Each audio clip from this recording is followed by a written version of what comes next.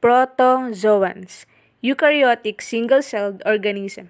Ibig sabihin, mayroon silang DNA na enclosed sa isang nucleus and they have membrane-bound organelles in their cell. And they are single-cell organism. This means that they exist at only one cell. Protozoans are represented by four major groups. First, we have flagellates, ciliates, Sarcodina, and Sporozoan. Let's start with flagellates.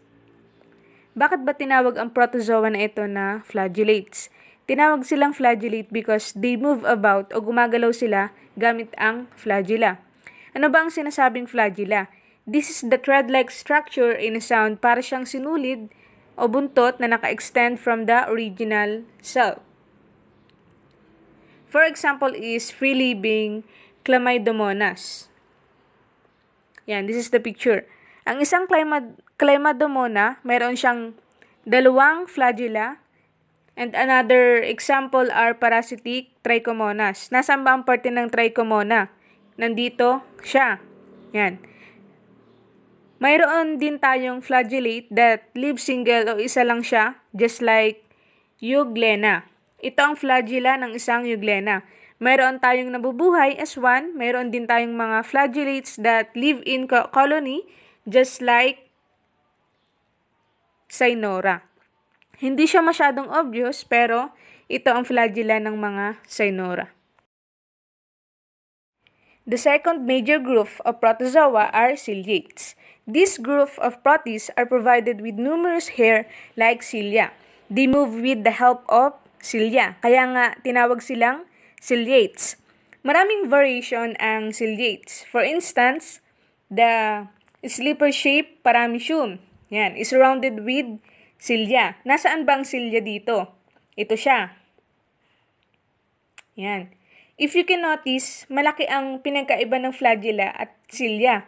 Yung flagella, isa lang siya at mahaba, pero ang cilia, they are small hair-like structures and in this case, pinapalibutan nila ang paramecium.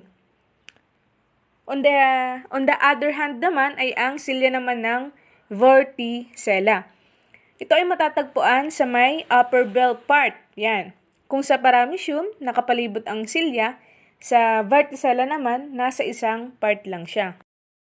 Our third major group is Sarcodina.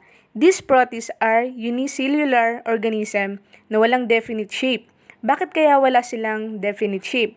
Kasi ang cell membrane nila is so flexible that they change shape constantly. They move around with the help of pseudopodia. Pseudopodia or pseudopodyo.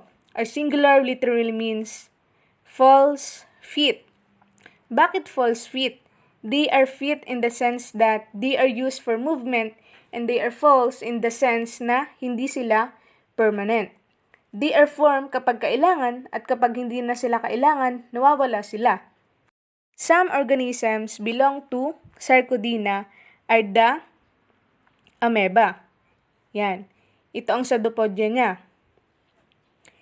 This used to engulf food. At another example naman ng Sarcodina is the Regulorian. Yan. Ito ang kanyang pseudopodia. The group of protozoans are the sporozoans. They are all parasitic and they produce spores at a certain stage in their life. Kaya nga tinawag silang sporozoan. They are parasite because they can easily pass the parasitic spore from one host to another. Bakit ba madaling mapasa ang spores? These spores are light and tiny and are easily scattered by wind, water, and other agents from one host to another. Isang halimbawa ng parasitic na sporozoan ay ang makikita natin na nag-i-infect sa red blood cells. Yan, makikita nyo. If you can notice, that is the normal red blood cell. Pero once it is infected by parasite belong to the sporozoans, it will look like this.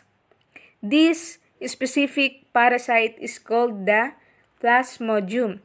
Plasmodium is the sporozoan that causes malaria in people. How do protozoan affect us? Are they important? Yes, they have very important role in food chain, and they play as neutralists and pathogens. Pathogens are microorganisms that can cause disease. For example, our drinking water becomes unpleasant and tastes awful, and when cyanura, uvula are present in large numbers. Other flagellates causes diseases in man. One example is Trypanosoma gambiense, which causes gambiense sleeping sickness. This is the disease characterized by increased physical weakness and mental depression, which leads to death kapag hindi nagamot. Another harmful protozoa is one that lives in the intestine of man. Man gets infected through contamination of food or tubig. This amoeba, entamoeba, histolytica can produce ulcer in the walls of intestine and cause abdominal pain, diarrhea, or bloody diarrhea.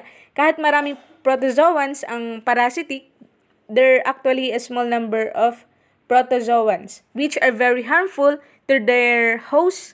Some just live as parasite. At ang pinakamahalagang role ng protozoa is the biosphere in mineralizing nutrients. Yan. Making them available for use by plants and other soil organisms. They recycle nutrients, are then used to make a new plants, and they're used by another organism. Lamang po at salamat sa inyong mga pakikinig.